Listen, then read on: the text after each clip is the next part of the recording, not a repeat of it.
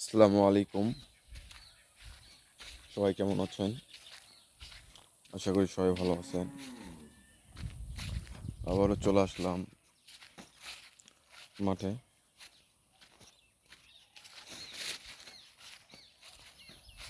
আজকে আজকে অনেক রোদ মাঠে। মাঠের অবস্থা ভয়াবহ রোদ।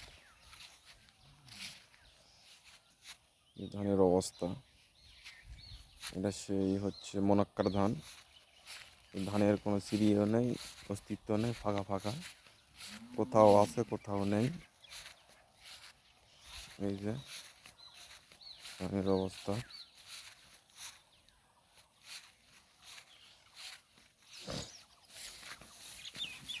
আর এগুলো হচ্ছে আমাদের ধান।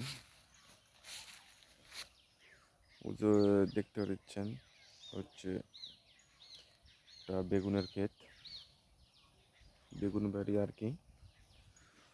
অন্য একদিন আপনাদের কাছে যাই দেখাবো নি বেগুনের কী অবস্থা। আর এটা হচ্ছে জিরা ধান, এই যে বের হয়ে গেছে এর অবস্থা। আর আমি ঘাস কাটার উদ্দেশ্যে চলে আসছি আমাদের যেখানে ভিটাতে ঘাস লাগানো আছে, ঘাস কাটার উদ্দেশ্যে যাচ্ছি।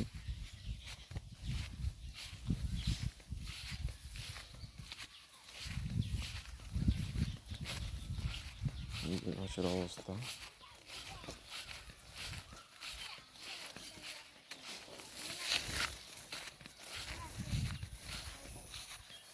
এগুলো বড় হচ্ছে, দু একদিন পর কাটা হবে। আর আমি কালকে যেটা ভিডিও আপনাদেরকে দেখাইছিলাম সেটা হচ্ছে এই পার, আর হচ্ছে এটা হলো এই পারে। আজকে মোটামুটি কাটলে প্রায় এখানকার ঘাস কাটানো শেষ হয়ে যাবে। আর 2 লাইন আছে ঘাস কাটানো, কাটলে মোটামুটি শেষ। আবার ওই পার থেকে কাটা শুরু করবো 2-1 দিন পর। 2-1 দিন পর থেকে শুরু করবো, যেহেতু ঘাস ছোট আছে।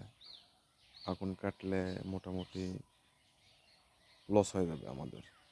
2-1 দিন পর কাটলে সেই ঘাসটা বড় হবে, তারপর গরুকে খাওয়াবো আবার, তাতে